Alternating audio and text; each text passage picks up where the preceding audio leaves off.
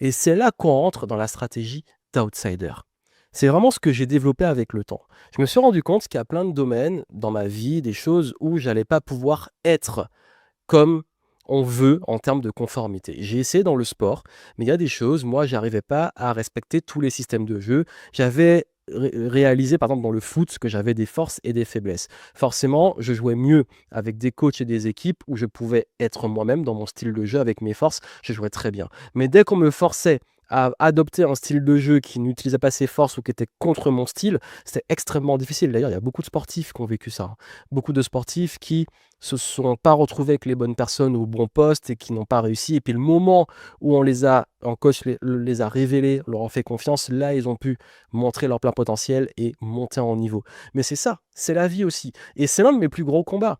Moi, souvent, et dans mon travail, puisque quand je travaille en entreprise, c'est d'identifier les talents, comprendre les forces des gens et les aider justement à utiliser leurs forces et arrêter qu'on les suradapte ou qu'on les mette dans un moule. Mais c'est ça aussi que vous devez faire. C'est comprendre où sont vos forces. C'est quoi votre personnalité? C'est quoi votre différence? Dans quoi vous êtes bon? Et osez. Et vous allez être critiqué. On va vous dire, c'est pas comme ça, il faut faire comme ça, etc.